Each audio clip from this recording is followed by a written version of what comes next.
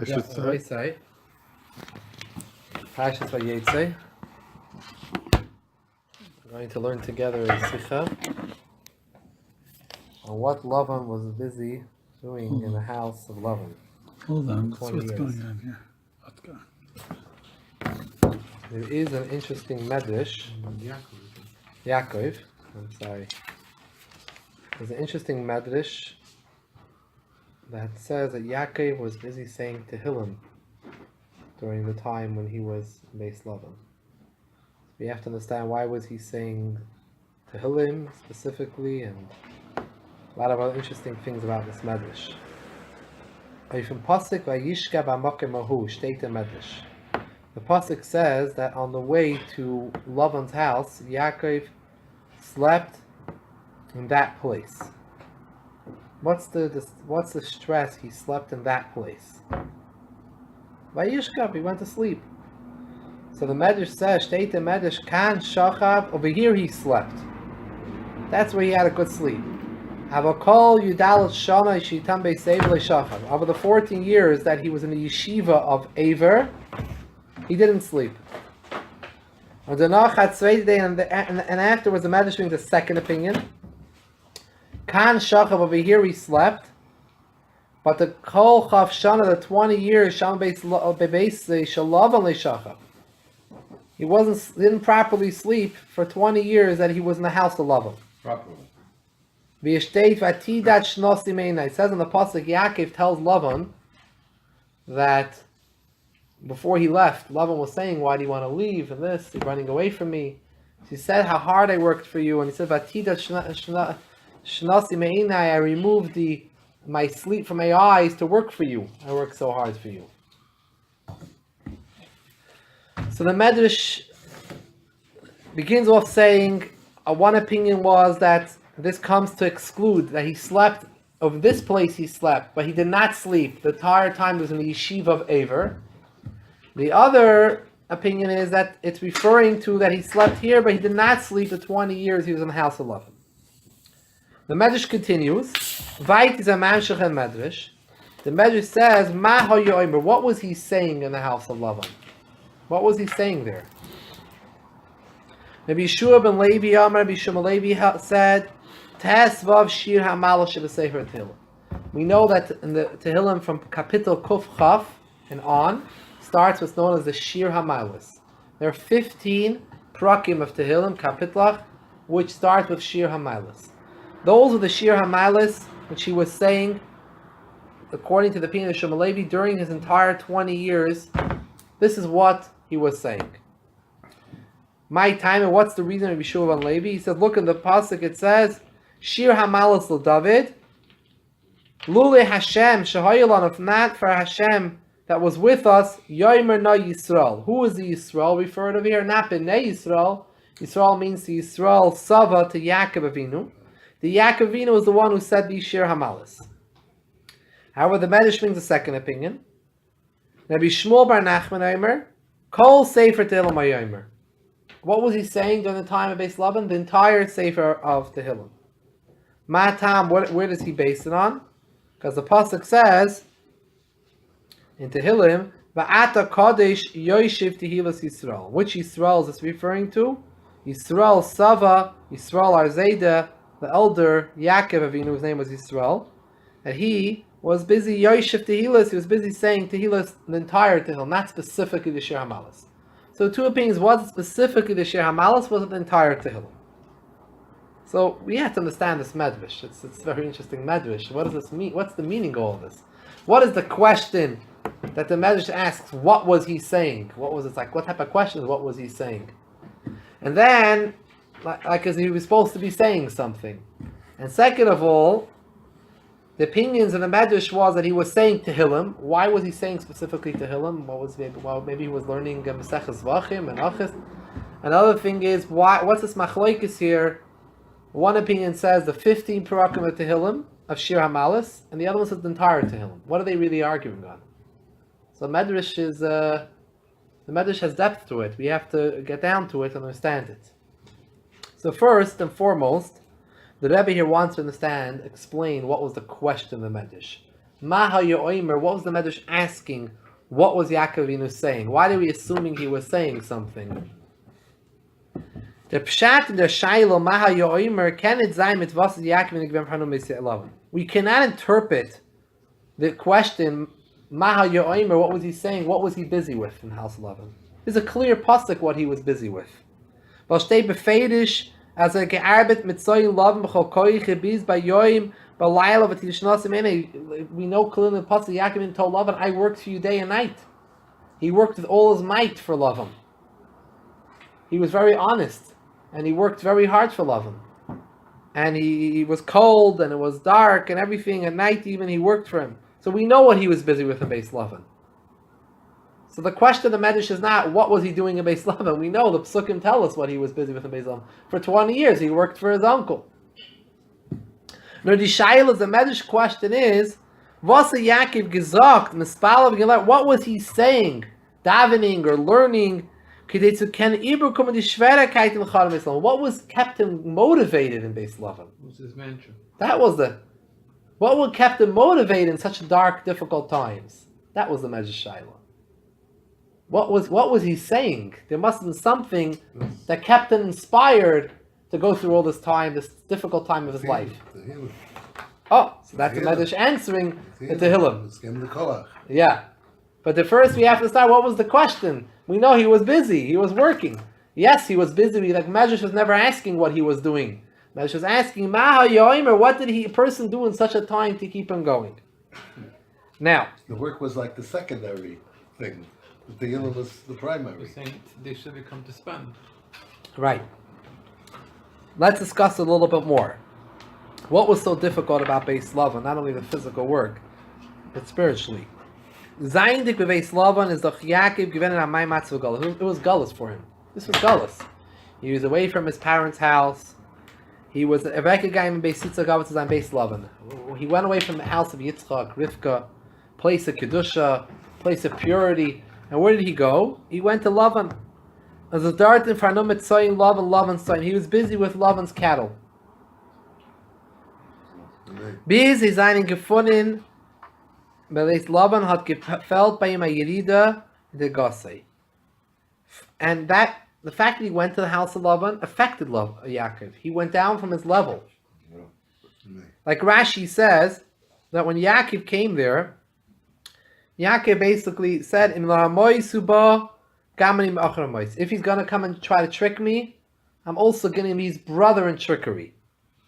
Now, by Yaakov, that's not something typical of Yaakov. Yaakov is what we describe as the Yaakov Ish Tam Yoishavaylim. He's the sincere one. He's not the one who, but he felt himself in a situation where he was forced that he might be forced to resort to trickery. So he was not so pure. He wasn't able to be as pure as he was when he was in his parents' house. To protect himself? Yeah. The question is, Beis is coming such a place. The Rebbe is continuing to explain the question of the Medrash. How did he go through and survive this galus that he was going through in his life? This was a very difficult period of time in life for him. Now, for sure, the Medrash assumes right away it was not something that he was doing with. He knew it was something to do with his mouth. Why? Yaakov clearly praised, Yitzchak praised Yaakov in last week's parasha when he came in. He said, HaKoil Koil Yaakov. The voice, when Yaakov came and was dressed up like Esav and said, I am Esav. So he said, Yitzchak exclaimed, HaKoil Koil Yaakov. The sound is the sound of Yaakov. But the Yadayim, the hands, are the hands of Esav. So the voice, Yaakov had a distinct voice. He talked refined. He spoke about Yerushalayim. He had a koyach bepiv. His koyach was his mouth. The Esav's power with his hands, with his fighting, with his hunting. That was his power. Yaakov his power with his mouth. So we know that Yaakov, in order to get by these struggles, he was saying something because his koyach was his koil Yaakov. We know he was saying something that inspired him. He was saying to himself and repeating to himself something. So that was the Medrash's kasha. Maha Yoimer. What was Yaakov saying? The Medrash is sure there was something he was saying that kept him going. And so that's how the Rebbe explains the question. This is before we get to the answer. Just we can understand the question, we have to understand Yaakov was in Galus, he was having difficulties, he was busy with saying Lavan. The question of the Medrash is not about what was he doing. We know he was busy with saying Lavan. The question is what motivated him. And we know it was not something he did, it was something he said, because that was the koyach Yaakov, that was what he was be'ikr about. If them for the Medrash says, the bottom of the second column, as does any given the test was shir amal shev sefer tehillim or the sefer tehillim, does when you give them koyos again durch machen the goal. So second to the last 2 lines from the bottom of the left column where it says Beis. So the Medrash answers 2 opinions. Now we know the question. The Medrash answers 2 opinions. One is he said 15 shir amalos. Second opinion says the entire tehillim. So now we gotta go. We understand the question. We have to understand the answer over here. What is the machlokes here between the 2 opinions? What motivated him? Was it the entire tehillim or the 15 shir amalos? Let's get a little deeper into it. Sif Beis. Mendar from verstehen, we need to understand. Bishloime der Deya as called, the next page, Sefer Tehillim, Hayoimer, is verstandig die Sheiches von der Emide zu Yaakov zu der Zeit Shalom Beis Lavan. According to the opinion that says he was saying the entire Tehillim, we understand why Yaakov was saying the entire Tehillim. The 4th line, warum der Zeindik in a Matzev who ben Pashtus hat nicht gekannt lernen Torah biyum. He was in a situation he couldn't learn Torah in depth. He was working so hard, it wasn't time to sit down and open up a Gemara and learn Toisus and get into Gemara in depth. Al Kopanim Nitvi Shas given Tom Beisaver. Even he did learn, but it wasn't on the level of learning that he was able to do when he was in the Yeshiva Beisaver or when he was by his father's house. Hatte gesagt Tehillos to Eibishter, he said praises to Hashem. Which praises did he say?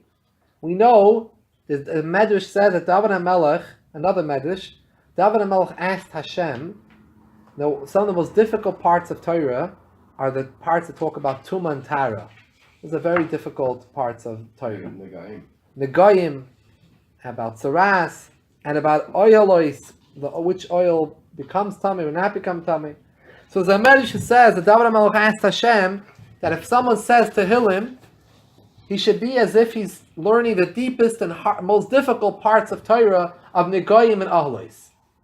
So he found himself in a time when he couldn't learn Negayim and Oilois, practically speaking, at least in depth the way he wanted to. So instead, he would be able to say Tehillim, which has the status of Negayim and Oilois. Was ist aber die spezielle Scheiche von der Test, was hier am Malol Shevet Tehillim sein Matzbeis Lavan? The first opinion makes sense. He said the whole Tehillim. What does a Yid do? He has Saras. He said the whole Tehillim. Especially, he wanted to do something which is comparative to learning. Something that has a schos of Nagayim and always to learn the whole Sefer Tehillim. But what's his opinion? The other opinion of Shub and Levi, he was saying that the 15 Shar Malas. What's special about these 15 kapitlach? That Dafka, out of the whole 150 kapitlach of Tehillim, he was Dafka saying these 15. That opinion needs to be addressed. Now, this thing about the Negoim Ba'ohalot. Right.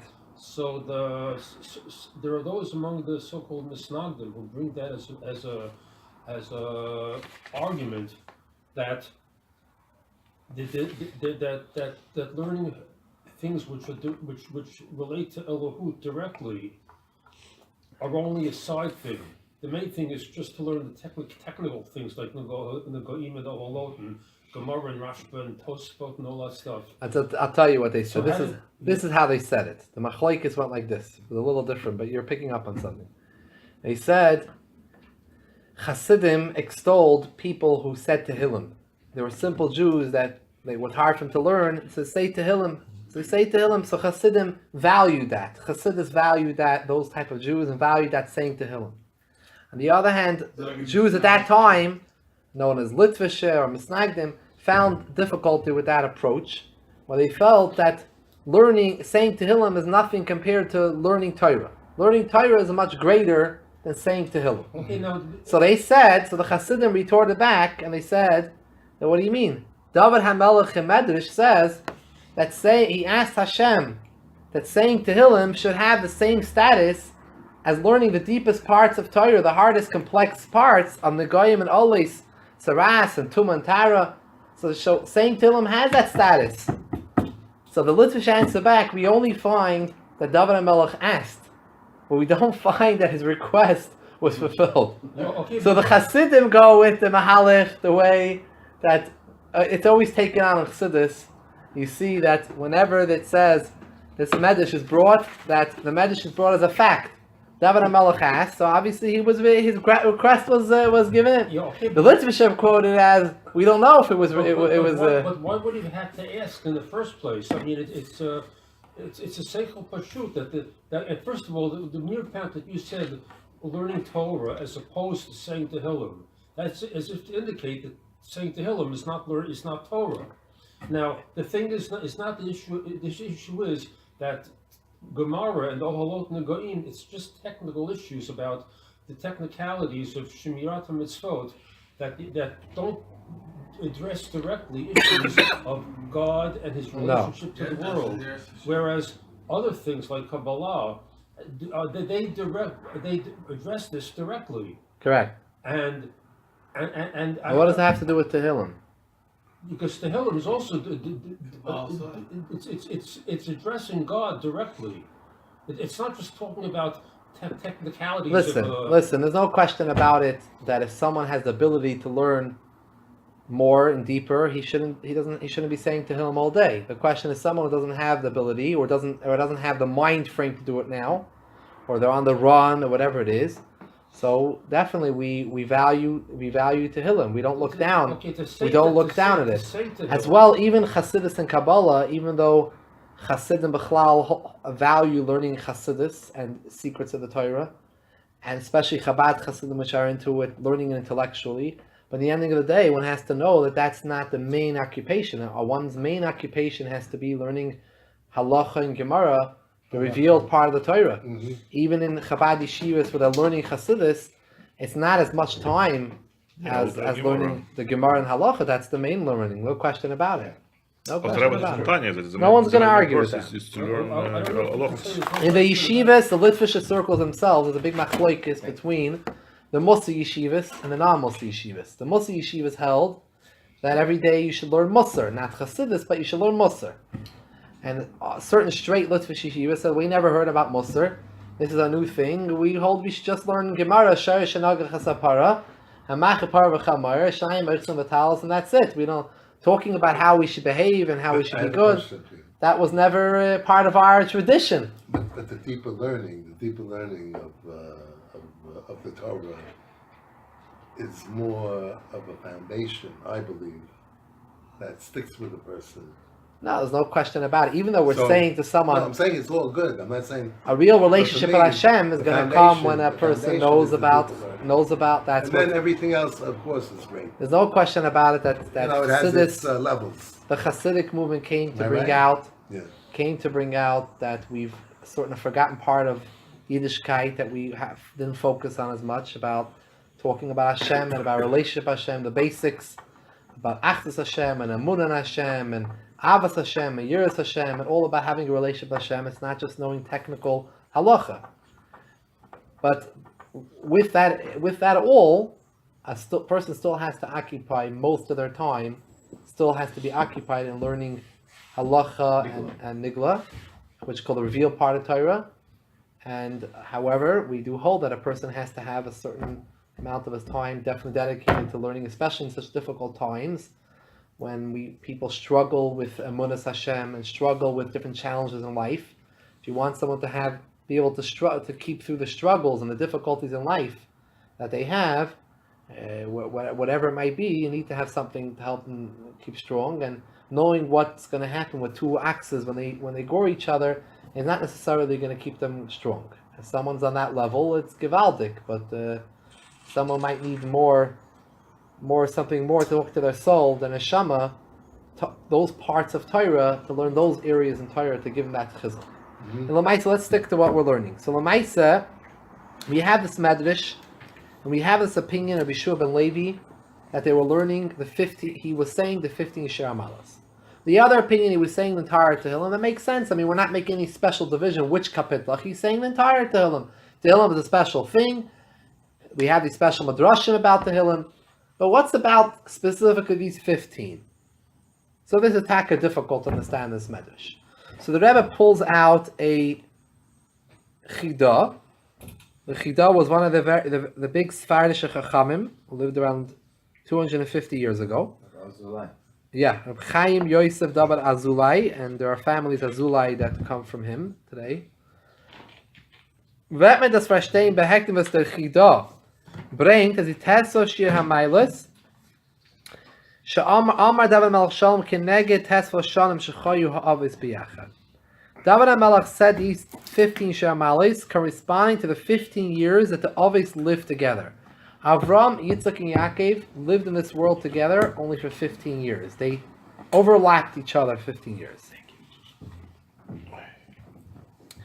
Avram Avinu hakilept Mea Shana v'Shim Shana Chavish. Avram lived 175 years. Thank you. Yitzchak is born when Avram is given Ben Ma'ashana. Yitzchak was born when Avram was 100 years old. So when Avram Avinu was nifter, Yitzchak was 75 years old. 175, and he was born at 100. Yaakov was born when Yitzchak was 60 years old. Yaakov was born when Yitzchak was 60. There was still 15 more years left to Avraham Avinu's life. Yitzchak was born when Avraham Avinu was 100. When Yitzchak was 60, he had Yaakov. So then when he was 100, and Avraham Avinu was 160, Yitzchak had Yaakov, and then it was another 15 years that he lived. Al Pizek Kemanzagin, based on this Chida, Yaakov gesagt, die Tessa Shem Malashe besefer Tehillim, but they demitzum eure sein dem Schutz, euch von sein Avis Avram Yitzchak. Das heißt, das Neueste für seine eigene Schuyes für Keuches, sollen euch nimschach werden die Keuches von Avram Yitzchak. Was durch dem darf, ihr könnt durchmachen die Schwierigkeit mit Islam, wie sagt, Luli Elokei Avi Elokei Avram Apach Yitzchak Hayli. Based on this Chida, who says these 15 Shir Malas correspond to the 15 years that they were together, we can say Pshat in this Medrash. That the Medrash is saying, this Rabbi Shulban Levi said Yaakov was saying the 15 Shir Hamalas because he wanted to go through the Gullus, he needed the strength of his forefathers. He needed the strength of his father and his grandfather. And they spent life together 15 years. So these Shir Hamalas represent those 15 years that they were together in this world. So when he was in the house of Lavan, he wanted that koyach not only of Yitzchak, his father, he wanted from Avram, all of them together. When you have all those koyachs together, he will be able to persevere. Like we find that before Yaakov left, when he ran away from Lavan chased after him. Yaakov told him that you wanted to destroy me, but if not for the fact, not for the fact that my father, the God of my father, protected me. The Hashem of Avram and the Hashem of Yitzchak was with me, then you would have gone after me. So he needed both sides the koyach of Yitzchak and side the koyach of Avram. That's why he said the Shir Hamalas. Dafke these 15 kapitlach. And here in Sif Gimel, so this is a very nice beer, a very nice explanation. And Sif Gimel is going to talk more about what is the extra koyach the Yaakov Avinu got from having Dafke Yitzchak and Avram Avinu with him together. What did that give him, the extra koyach? Sif Gimel. Der Tam Parvas hat gedarft ankommen zu Schos. The left column Sif Gimel. Schos von alle aber, bei der zu beikommen in die Sionis verlammet, das Verstehen von der Eitze, was bringt sich, wie zum Erzähler sein am Machames HaYetze Bechlal, so man hat abgewendet in am Machame Kipshuta, was er vorgekommen in der Zeit von Alter Rebbe. In the times of the Alter Rebbe, the Balatanya, there was a big war. During that time there was a war, it was called the Zibin Yareke Krieg, the 7-year war. Is it French-Russian? Not sure. No, it's called in English, the 7 Years' War. What was it? It was like a world war between England and France and Spain, and the whole big thing about it. It even was going on in North America between the Was that with Napoleon also? That No, that was Napoleon earlier. came later. Okay, so that makes sense. So it says that the Magid Mizrich had a son. Rabbi Avram was called Avram der Malach. Avram der Malach. He used to learn together with the Alter Rebbe. The Alter Rebbe came to learn in Mizrich by his father, Mizrich Magid, So Mezisha Maggid said, I want you to learn with my son Gemara. Alter Rebbe was a big in Gemara and Halacha, big koyach. So learn with my son Gemara Halacha. And my son's going to teach you Chassidus and Kabbalah. So they had this chavrusa together. Now around their Malach, there was that time they had the war, and the war finally ended with which side winning? I think it was the British. So whichever side won, he explained that at least one of the battles, Avram the Malach learned out from it a certain lesson in Avodas Hashem, serve Hashem. How did one of them win? Usually when you have a war, the Seder from Arachas HaMelchama is you split the soldiers into different groups. So you have 3 groups, one in the middle, and then you have on the right and on the left, and the other side, the enemy also does the same thing, and each one fights against each other. The Hatzlach in that war that was then, the way the winning side won was, they took their entire 3 camps against one camp of the enemy. And then they were able to compete. They won. They put all their camps against one camp. They went after one, another, next one, and they won. That was how they won. So similarly, Al Derech Zeh, Rabbi Avraham Malach said, I'm adding in what it says in the sources here. Rabbi Avraham, the Tzemach Tzedek, a grandson of the Alter Rebbe, recorded this Torah that Rabbi Avraham the Malach had taught his Zayda from that war, that you could learn out also when you serve Hashem, you also have to serve Hashem like that. You have to use all your koiches against one taiva of the Yetzer Hara. Bechdeitzma says in the Yetzer Hara and Kol Midas the Kedusha Ava Yira Rachmi. You have 3 Midas of Kedusha. Main ones: Ava, Hashem, Yiras Hashem, and Rachamim. You have to put them Lu'umas corresponding Midas Achas Klippa. 1 Midah of Klippa. Ba'idei Zebevadai. In that way, you for sure will win over the klippa. Use all your koiches. Normally, someone has an ava to something he shouldn't have, so you awaken within yourself your ava to Hashem, and the ava to good things, and that will remove the ava to things that are negative. Rav Malach said, sometimes it's not enough. In order to be successful, when you're one against one, your Abba for your Taivas, your Abba for Klippa, and your Abba for Hashem, you don't know which one's going to win. So you have to use all your Midas. Bring out within you your Abba Hashem, your Yishem, everything together, and that way you'll be able to deal with this issue that you have. With you, answer with the good. Right. And the far, this is the reason, says the Rebbe, gives a little more explanation as to why Yaakov Avinu needed to have all the three of us together in Lavan's household. Having all 3 were given the koyach. Being by himself, it's Yaakov against Lavan. Lavan was Klippa, Yaakov was Kedusha. But Yaakov wanted to have the koyach of Avraham and Yitzchak and his own koyach. All 3 together was 3 against 1. This is an inyan. That's why he was saying the Tesva of Shir HaMailos, which correspond to those years, those 15 years that they were together in this world. Through that he had the koyach, he remembered the times that he was together with all the others, and that's what gave him the koyach to fight Lavan. Not to fight Lavan, but to survive Lavan. And the fire that from Haman the top of 126, the fire that from Haman the test for Shir Malas, v'chazayin keneged test for Shonim shechoyavs v'yacher, durch dem b'tzabayishtin min ha'golav. The Gimel Avos and the Keneged, the Gimel Midas Kedusha. It goes even deeper. What are the 3 Avos? We always mention in Torah. Hashem appearing to him during those years also. Right? Only when the angels come back after it all, they have to go. It's on his own almost. Right? The Gimel Avos, when we say every day in davening, Avraham, Yitzchak, Yaakov, why do we keep mentioning all 3? What's the meaning of the 3? The Gimel Avos represent the Gimel Midas Kedusha. Avos Hashem, Yiras Hashem, and Rachamim. Avraham Avinu's inyan was Ava, Chesed. He gave to everyone, even to the Arabs, Achnasas Arachim, to everyone. Gevura was, Yitzchak's inyan was Gevura. He wasn't as outgoing. He was more dealt with himself, with his avodah. He didn't leave Eretz Yisrael. He was a Oila Tmima. The inyan of Yaakov was the inyan of Midas HaRachamim. V'shas mat alla gimel avos biyachad. When you have all the three of us together, this says mekalait zusammen alla gimel midas de kedusha biyachad. Demot hatten the koyach zu beisten the alle missionis von Golos and Vatlensei.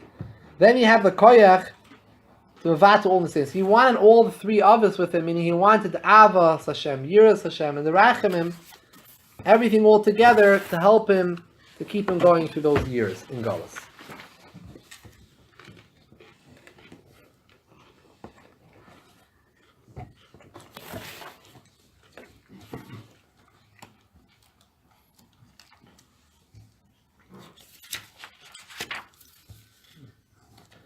Now, He did learn 14 years in Word. Shem, Shouldn't ever. right? Before he went, yeah. Yeah. Before he went.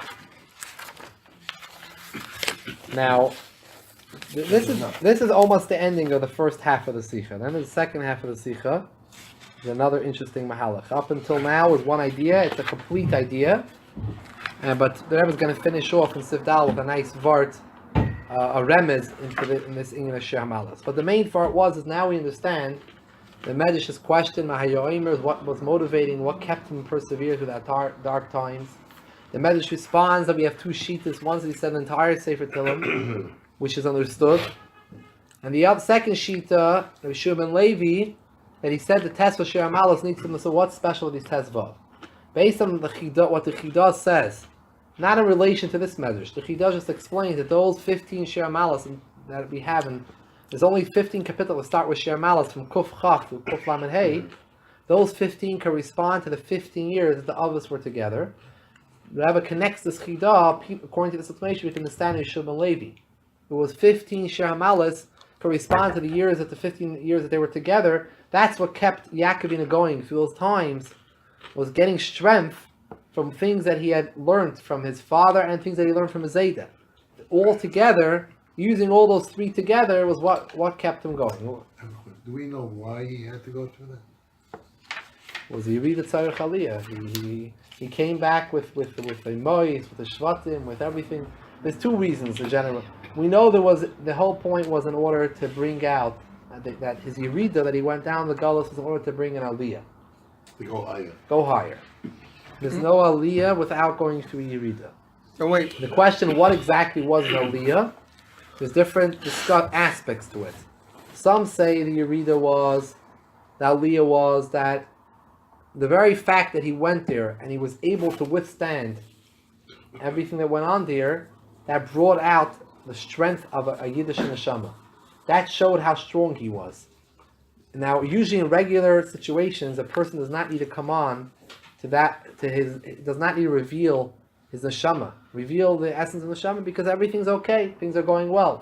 But when he was in the time of Gullus, it was very difficult, and in order for him to survive, to not become taken down from his surroundings, he needed to really live on a higher level, on a deeper level. He didn't have a support system. He wasn't living in Flatbush. He wasn't living in Barber, Crown Heights. He was living out in Lavan, and this is his home. He lived over there. This is who he was around. So it was very hard to still be a yid and live to the ideals that he wanted to live by. Another thing is the very fact, more in a spiritual way, that he was there. He made a certain elevation, an aliyah in his surroundings. When he worked with the Lavan Soin and the Gashmias, he made a certain aliyah l'kedusha. That's more of a kabbalistic aliyah. Another practical thing is when he went to the aliyah was that he had a wife. He married there. He had children. It was a mitzvah for Yaakov to go there, and that was something he had to do. It was an aliyah, but he came back with the shvatim, with his wives and the mois of the shvatim. I have a question. Yeah. It says, Gimel Midas of Kedusha. Ahava as Ahavas Hashem. Yira is Yiras Hashem, I understand. What's Rachman? What does that mean, Rachman? A person also has to have Rachmanis on Hashem. Rachmanis on Hashem. Okay. Meaning the Golas Hashchina. Okay. A person should have Rachmanis, have a feeling of Rachamim on the Golas of the Shechina. When he does something wrong, he's being magla the Shechina, or he's putting Golas as neshama, the nitzas inside of him. So there's an inyan of a person having Rachamim. There's an inyan of a mercy. Should have a pity. pity on So it's pity on my neshama, or it's pity it says on Yaakov, we say Yaakov asher pada es Avram.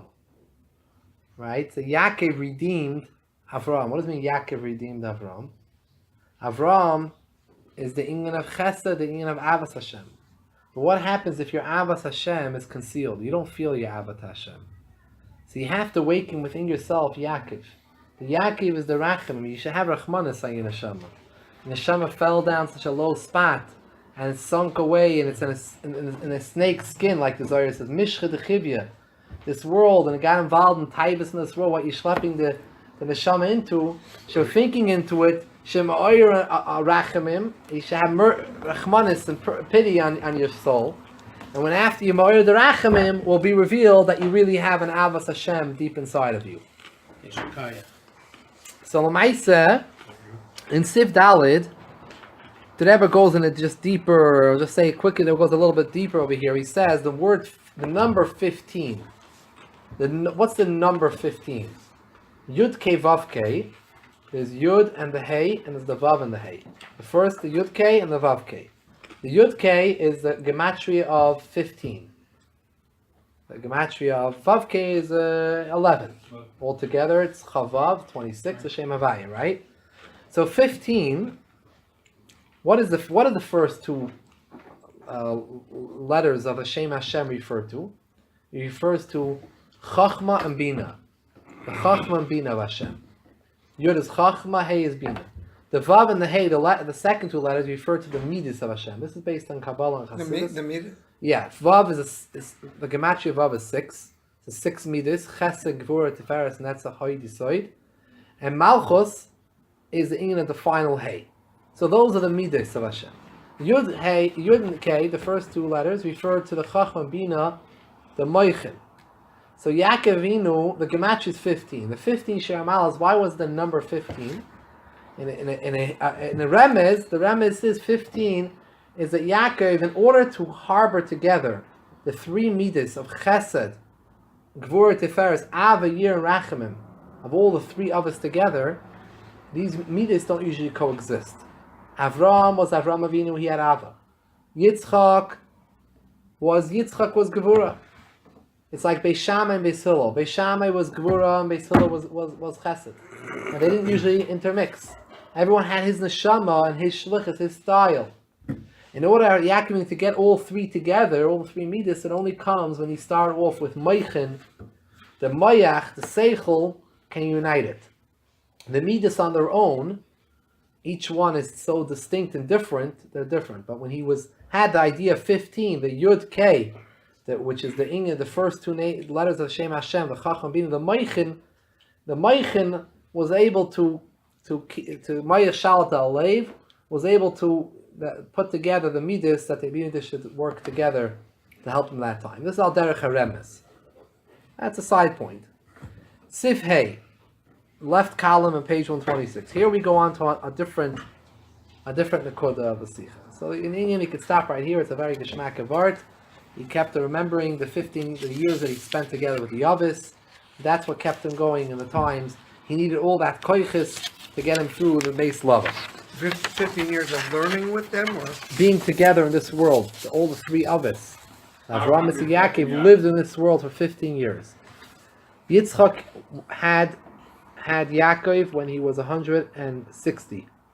And Avraham Avinu was, when he was 60 years old. And Avraham Avinu was 160. 60? Yeah. Mm-hmm. And Avraham Avinu then was 160. So they had 15 years of their life. So Avram Avinu was how old? 105. He was 100 years old when he had Yitzchak. Right. And Yitzchak was 60 when he had Yaakov. Right, okay. It says that Yitzchak originally married Rivka when Rivka was 3 years old. He waited for her 10 years. She should be able to have children, be capable of having children. And then after that, he gave her 10 years. He waited 10 years for her to have to be able to wait to see if she can have children. Then she didn't have children. He davened and they had children. So that was when Yitzchak married. When Yitzchak married her, he was 40 years old. Married Rivka, and he waited 20 years till to daven for Hashem for children. So that was 40. And he was another 60, 20, 60. So he was 60 when he had Yaakov. And Avram Avinu was 160 because he had Yitzchak when he was 100. So there was 15 years, and he was nifter 175. So 15 years they were together. How old does that make the Rivka? Rivka at the time of 23 then. Rivka was 43 when she had them. So he 23. he drew from the Kedusha of the 15 years that they were together. Yeah, From their Kedusha he drew from yeah, to support himself yeah. in the environment. The 15 includes him also. Yeah, Yeah, his all Kedusha. together, all those three of us to keep him going in the 15 in those years. Very powerful. Other than that, this whole medrash is very cryptic. What does it mean here? 15 shehamalas. There's no real explanation. You read the medrash, you move on to the next shtickle. But if you think about it, what's pshat? I thought that there were 15 steps in the base of Mikdash that the Levium were on. That's awesome. Yeah. That's awesome. Now, l'chora is a sabachora nit maspik. We have here a little bit of an issue here. The Tesva Shir Hamala Shebesefer Til Ben Agar Fishim Shir. They are called Shir, songs. These are songs, Shir Hamalas. But Shir is verbunden the Shel Simcha. It's a concept of Simcha when you're singing. Wie hat Yaakov ken sagen Shir Hamalas in Shel Shir Zaynik Gemayim mit der Matsha Golas. He was in a time of Golas. How could he? What was the inyan of singing Besimcha when you're in Golas? What was the simcha over here? Emes takas is meiden reden sich wegen Ezri. Die Nesin ist koyach herbeikommen in Golas. Aber wie kämen stehen in a simcha gluye? Was demult ist maßen zu sagen in Shira, wenn wir gefindt sich v'charon charein af shalmok in Beis Lavan.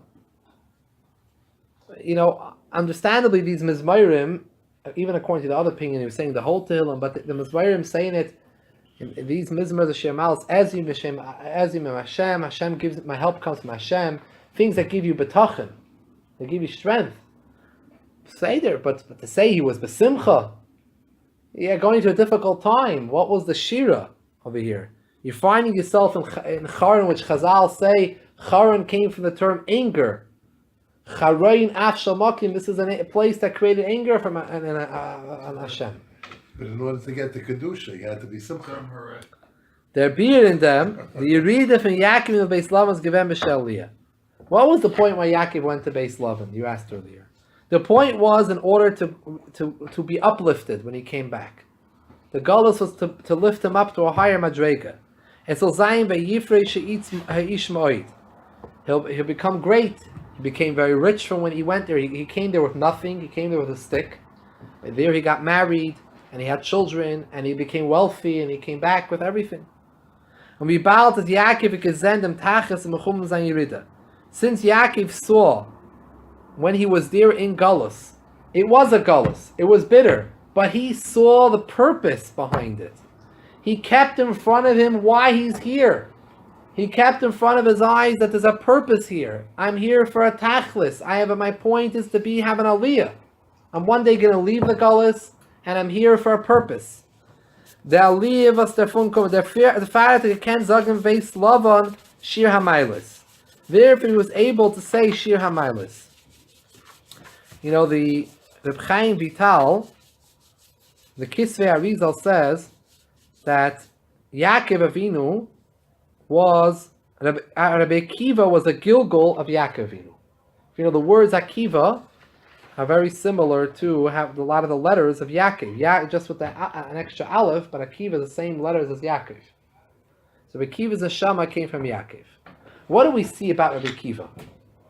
Rabbi Akiva, what was unique about Rabbi Akiva? In the ending of Gemara Makis, the Gemara says that the Gemara says how Rabbi Akiva saw a fox going out from the Kodesh Shul, leaving the place where the Kodesh HaKadoshim was. He was standing with other Chachamim walking by the Makam of the Mikdash. He saw a Shul leaving the place where the Kodesh HaKadoshim, and they all started to cry. And Rabbi Akiva started to laugh. He said, how could you laugh? So he said that the Navi says there's two Nevi'im. One Navi said there's going to be a Churban.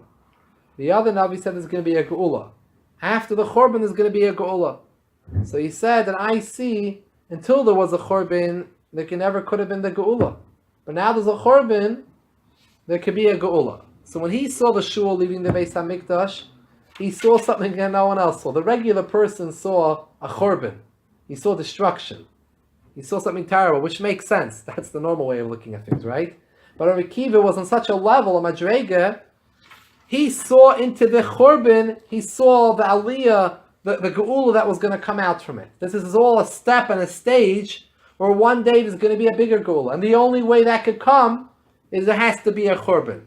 There has to be a time of desolation and a Churban, and then we can move on to a Geula. And he saw that in the Churban itself, he saw that and he laughed, and he was happy. Not the Madrega of the other Chacham that were with him. And they were crying, and he was happy. Similarly, says the Rebbe, maybe we could connect it over here.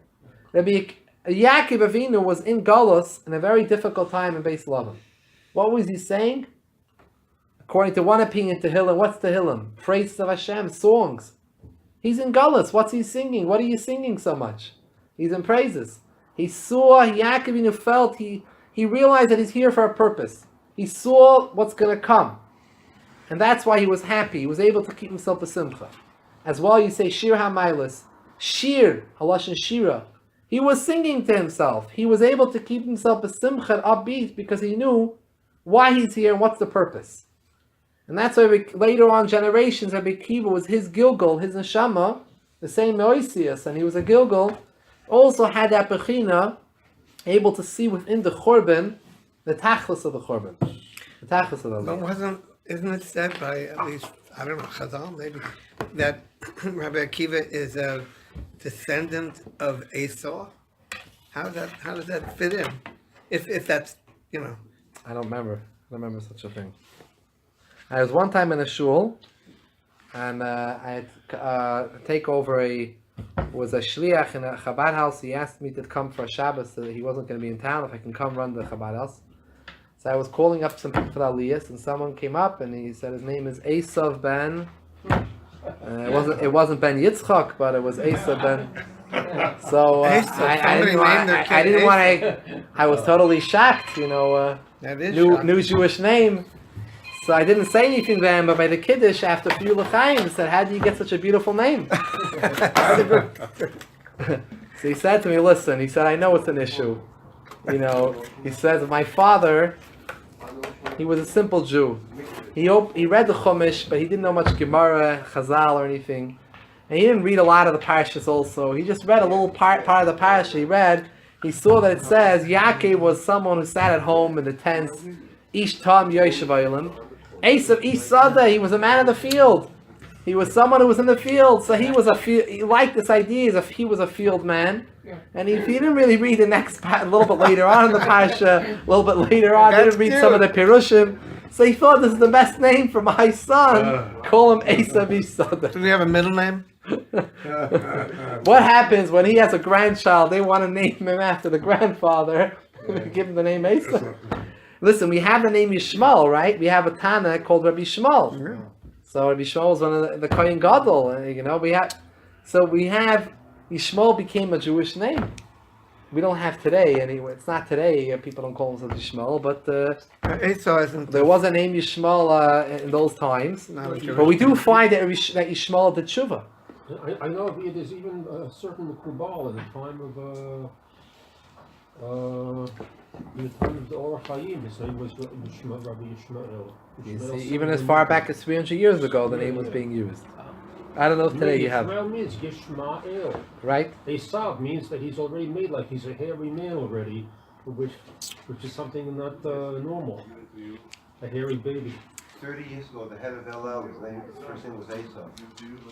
The head of what? Well, the question is, a lot in modern day Israelis, a lot of them that were very anti-religious took on a lot of names like Nimrod and interesting names. So it wasn't they called them, there was a choir. They called themselves Banot Moab. Who knows what the different names. They looked into Tanakh and they picked up names Pinocchio, that's a good Whatever name, they- yeah. They were biblical names, but it wasn't exactly the good guys in the story.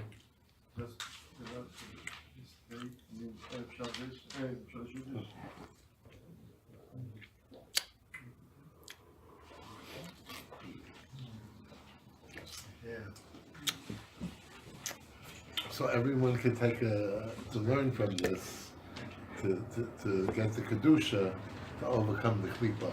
Yeah. If we follow Yaakov's ways.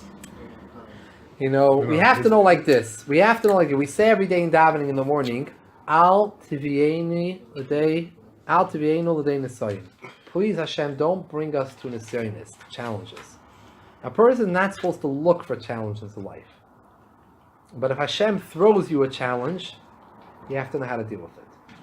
We're supposed to ask Hashem not to send us challenges, whether they're physical challenges, spiritual challenges. We don't want challenges. We don't want nisyonis. We're not necessarily going to pass them. We don't want those nisyonis.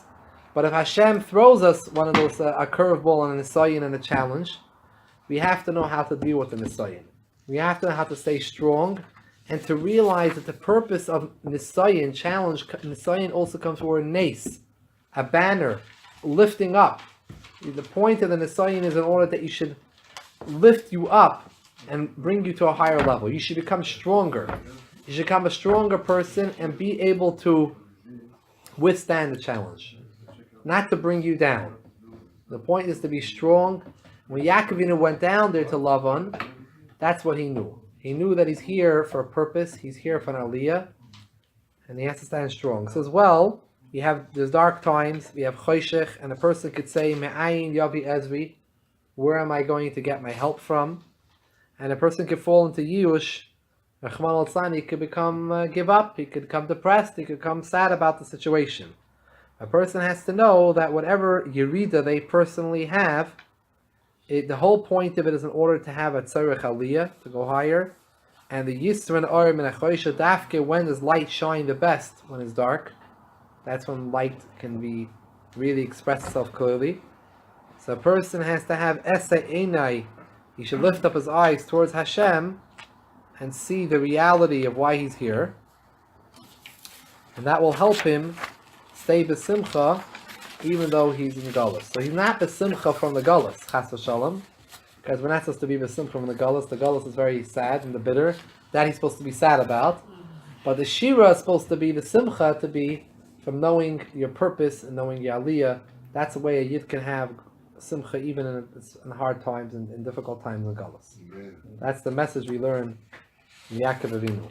Which are the two Tehillim that you mentioned that were The 15 kapitlach are from Kapitel Kuf Chaf Kuf Chaf? to Kuf Lamed Hey. They all start, the only ones in the whole Tehillim start with Shir Hamalas, each one. Okay. Shir Hamalas. Excellent.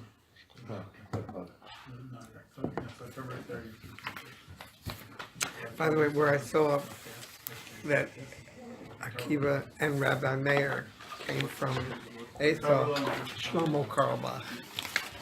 Right in this sefer right here. Well, Rabbi Akiva's father was a ger. Yosef, his father was a ger. Right. Rabbi Meir, it says, was from the grandchildren of Nebuchadnezzar. Of who? I am Haman. I think Rabbi Meir, it says, Mayor was from Nebuchadnezzar. from the general who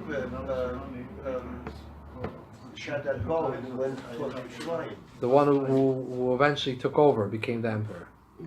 So, Oh, and he left. The one who ran away and he became a He ger. became a ger. so it's And there's a possible. Gemara which says, "Me bnei banav shel Haman lamdu Torah b'Bnei Brak." In Bnei Brak, there were ein klach of Haman learning Torah. And Haman was from Esav. Someone told me now. I recently heard a story. From Esav. Right. Someone told me recently that maybe there's someone Malcolm Hanline. Yeah. Sure. He's a chashav, a guy. He lives right around here. He lives over here. Yeah, he lives here.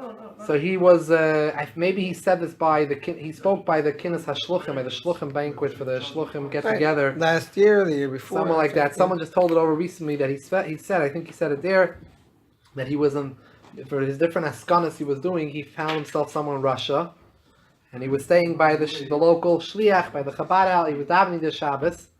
I remember the story. There was a certain tefillah, which Parsha Zachar was Punkt Parsha Zachar. He was there, Right. and so the shliach told Malcolm that he should give dafka to this certain Russian yid, like a simple Jew. He should give him Parsha Zachar. So he later asked him, like, Parsha Zachar, you give someone more like, who's this person? So he said he is a great grandchild of Stalin. So the best person that should be saying Parsha Zachar, Zachar she'asalcha Amalek, should be this one. Right, I remember that. Stalin had one wife, was a Jewish lady, Kagan, this lady. Wow. And Cohen. Bas yeah, Cohen. and he had a brother-in-law, Stalin, Kagan, who was part of the Communist Party, and many years later, right after communists fell or something, the Rebbe sent someone to him to try to Mekarev and to bring him back to Tshuva. This brother-in-law, Stalin was a Jewish person.